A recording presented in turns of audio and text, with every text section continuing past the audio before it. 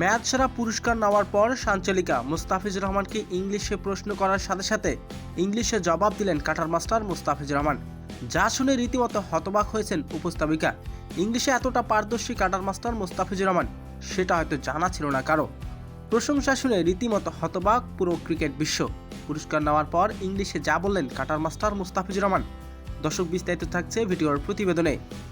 IL টি-20 লিগে glove জায়ান্টার বিপক্ষে খেলতে নেমেছে মুস্তাফিজুর রহমানের দল দুবাই ক্যাপিটালস। শুরুতে দিন আগে ব্যাটিং করতে নেমেছে গ্লাভ জায়ান্টা, তবে শুরু থেকে বোলিং দাপট দেখাতে থাকেন দুবাই ক্যাপিটালসের বড়রা। তবে কাটার মাস্টার প্রথম ওভারেই খরচ করেন 13 রান, পাননি কোনো উইকেট। এরপর দ্বিতীয় ওভারে এসে চমক দেখান তিনি। সেই ওভারে 5 রান খরচ করে তুলে নেন 3টি গুরুত্বপূর্ণ উইকেট মুস্তাফিজুর রহমান। এরপর তৃতীয় ওভারে খরচ করেন 11 রান, পাননি কোনো উইকেট। 20তম ওভারে বল করতে আসেন কাটার মাস্টার মুস্তাফিজুর রহমান। সেই ওভারে খরচ করেন 4 রান, পাননি কোনো উইকেট। এতে সেই ওভারে উইকেট হারায় 3টি গ্লাভ জায়ান্টা।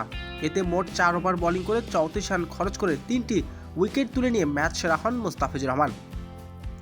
ম্যাচ সেরা পুরস্কার নেওয়ার পর সঞ্চালিকা মুস্তাফিজুর রহমানকে প্রশ্ন করলে তিনি জানেন মুস্তাফিজুর রহমান কিছুটা ইংলিশ বুঝলেও বলতে পারেন না তিনি, তাই হিন্দিতে প্রশ্ন করলে মুস্তাফিজুর রহমান বাংলায় উত্তর দেন।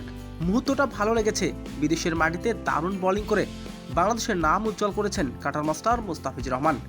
তো প্রিয় দর্শক, মুস্তাফিজুর রহমানের এমন মন্তব্য আপনার কেমন লেগেছে দর্শক জানিয়ে দিন আপনার মূল্যবান মতামতটি।